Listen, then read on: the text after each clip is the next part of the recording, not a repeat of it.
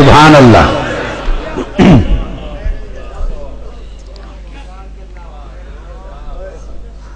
مت گھبرایا کرو اس طرح کی باتوں سے.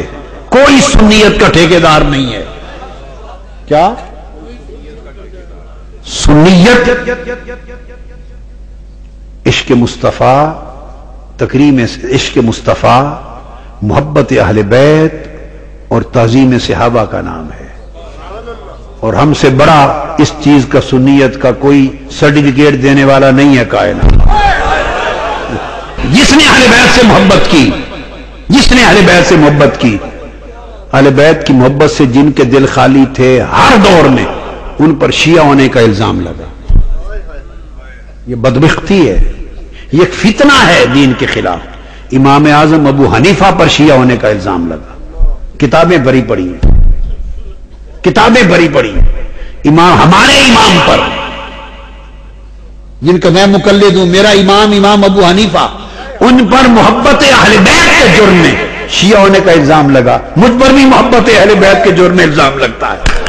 یہ امام اعظم کا فیض ہے. صحیح ہے.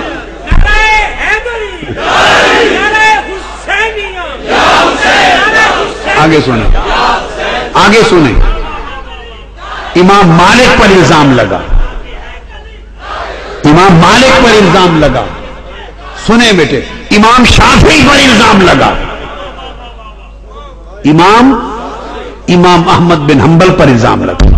اہل سنت کے فقہ کے کل 4 امام ہیں، چاروں پر محبت اہل بیت کے جرم میں تہمت لگی. اور امام شافعی پر تو یہ تہمت لگی کہ یہ رافضی ہیں. صرف شیعہ ہی نہیں، رافضی ہیں. امام شافعی نے اس کے جواب میں شعر پڑھا. اس نے کہا محبت اہل بیت میرا مذہب ہے، اور اہل بیت کی محبت سے اگر بندہ رافضی ہوتا ہے تو دنیا میں مجھ سے بڑا رافضی کوئی نہیں. امام شافعی کا شعر ہے. امام ہر کتاب میں درج ہے امام شافعی. اور امام شافعی اس صدی کے مجدد ہوئے اور کتب ہوئے. آپ سمجھے ہیں بات کو؟ کل ائمہ پہ لگتا رہا، اولیاء پہ لگتا رہا. ان چیزوں کی پرواہ نہیں کرتے. جس پہ الزام نہ لگے سمجھے وہ محبت اہل بیت میں کمزور ہے.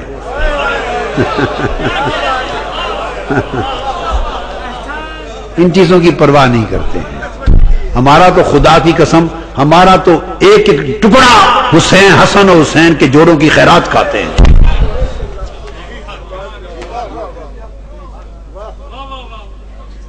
ہم تو جیتے ہی انہی کے نام پر ہیں، مرتے انہی کے نام پر ہیں. اور میں جب مسجد نبوی میں جاتا ہوں، میرا زندگی بھر کا عمل ہے، زندگی بھر کا. تو سیدہ کائنات کے روضہ اقدس قبر انور کے سامنے، جہاں امام زین العابدین بھی ہیں، امام محمد الباقر بھی ہیں، امام جعفر الصادق بھی ہیں، اکٹھے آرام فرما، وہاں کھڑے ہو کے ان سے عرض کرتا ہوں. سامنے گنبد خضرا ہے.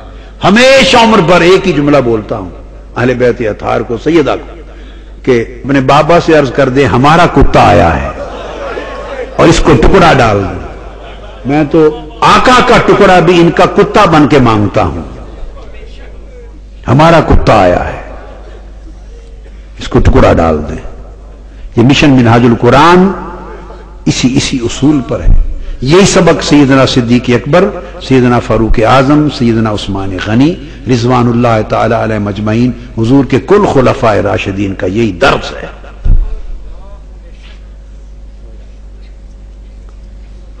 سیدنا امام حسین، امام حسن حسین شہزادے اور عبداللہ عمر فاروق کے چھوٹے صاحبزادے کھیل رہے تھے. چھوٹے معصوم بچے تھے. کھیلتے ہوئے آپس میں کوئی کشیدگی سی ہو گئی. اس کشیدگی میں شہزادوں کے منہ سے نکل گیا، انہوں نے بھی کوئی بات کی. وہ خلیفہ تھے، امیر المومنین تھے، خلیفہ وقت تھے. انہوں نے شاید خلیفہ ہونے کی بات کی ہوگی. انہوں نے کہا کہ تمہارے بابا تو ہمارے بابا کے غلام ہیں. چونکہ سیدنا فاروق اعظم نے کہا کرتے تھے کہ میں حضور کا عبد ہوں، کہا کرتے تھے حضور کا غلام ہوں، عبد ہوں و خادم ہوں، حضور کا غلام اور نوکر ہوں. تمہارے ابا تو ہمارے بابا کے نوکر ہیں. تو بیٹے کا دل ملول ہوا تو روتے ہوئے آ کے اپنے ابا حضور کو سیدنا فاروق اعظم رضی اللہ تعالیٰ عنہ کو شکایت کی کہ آج حسین نے مجھ سے یہ کہا ہے. سیدنا فاروق اعظم نے بیٹے کو پکڑا, کہا بیٹے یاد ہے یہ کہا ہے, سچ بات ہے کہا ہے, ہمارے غلام ہے. نے کہا جی کہا ہے, ساتھ چلو. دروازے پر گئے, کھٹکھٹایا, سیدنا امام حسین شہزادے باہر نکلے. وہ دیکھ کے گھبرا گئے, وہ سمجھ گئے کہ انہوں نے بیٹے نے شکایت کی ہے تو شاید اب شکوہ کریں گے ابو جی ہمارے والد سے. تو پوچھا سیدنا امام عالی مقام سے, حسین بیٹے آپ نے یہ کہا ہے کہ میں آپ کے بابا آپ کا غلام ہوں؟ انہوں نے کہا جی ہاں کہا ہے, بس ہماری آپس میں تلخی ہو گئی تھی. اس نے کہا نہیں, آپ کی تلخی ہو گئی, ہمارا کام ہو گیا. میں یہی تصدیق کروانے آیا ہوں کہ یہ ہمیں لکھ دیں واقعی کہ میں غلام ہوں آپ کا, تاکہ قبر میں یہ صاف ہو جائے, تصدیق ہو جائے.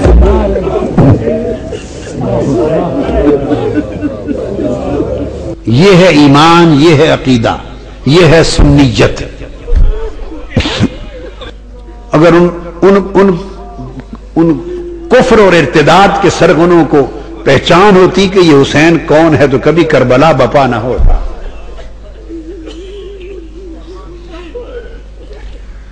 اور پھر میں نے جو حدیث عرض کی, آپ ذرا غور کریں اس حدیث کے. ایک راوی سنیں, سیدہ شباب اہل الجنہ, ایک راوی ابو سعید خدری ہیں ترمذی شریف, دوسرے راوی حضرت حذیفہ ہیں. اس حدیث کے ایک راوی سیدنا علی المرتضی ہیں, الحسن والحسین سیدہ شباب اہل الجنہ. اسی حدیث کے ایک راوی حضرت انس بن مالک ہیں. اسی حدیث کے ایک راوی حضرت عمر بن الخطاب ہیں. سیدنا فاروق اعظم, الحسن والحسین سیدہ شباب اہل الجنہ. اس حدیث کے ایک راوی حضرت عبداللہ ابن عمر ہیں, فاروق اعظم کے صاحبزادے. وہ بھی صاحبزادے ہیں. صاحبزادہ کسی دوسرے کے صاحبزادے کو جنتی سب جوانوں کا سردار مانے تو اپنا بھی سردار کہہ رہا ہے نا. وہاں تو سب نے صاحبزادگیاں ان کے قدموں میں لوٹا دی تھی. پھر اسی حدیث کے ایک راوی عبداللہ ابن مسعود ہیں رضی اللہ تعالی عنہ, حاکم نے مستدرک میں. اس کے ایک راوی حضرت ابو ہریرہ بھی. کون رہ گیا ہے؟ وہ ان کی سیادت کا اعلان کرتے پھرتے. پھر حضرت عبداللہ ابن مسعود روایت کرتے ہیں, آقا نے فرمایا من احبنی فلیحب ھذا, جو مجھ سے محبت کرتا ہے اس پر لازم ہے کہ حسن اور حسین سے محبت کرے. عبداللہ ابن مسعود راوی, نسائی شریف. یہی حدیث عبداللہ ابن عباس سے بھی مروی. پھر یہی حدیث حضرت ابو ہریرہ سے بھی مروی. پھر حضرت ابو ہریرہ ابن ماجہ سنن میں سیاستہ میں روایت کرتے ہیں, آقا نے فرمایا من احب الحسن والحسین فقد احبنی, جس نے حسن اور حسین سے محبت کی اس نے مجھ سے محبت کی. انہوں نے یہ تو نہیں کہا کہ حضرت ابو ہریرہ نے, کہ حضور نے فرمایا جس نے مجھ سے محبت کی, ابو ہریرہ سے تجھ سے محبت کی, اس نے مجھ سے محبت کی. وہ تو سچی سچی حدیثیں امت کو پہنچانے والے تھے. عبداللہ ابن مسعود نے بھی روایت کیا ان النبی صلی اللہ علیہ وسلم قال للحسن والحسین من احبہما فقد احبنی, جس نے حسن حسین سے محبت کی اس نے مجھ سے محبت کی. حضرت سلمان فارسی اس کے راوی ہیں, مستدرک میں حاکم روایت کرتے ہیں, آقا نے فرمایا من احبہما احبنی ومن احبنی احبہ اللہ ومن احبہ اللہ ادخلہ الجنہ.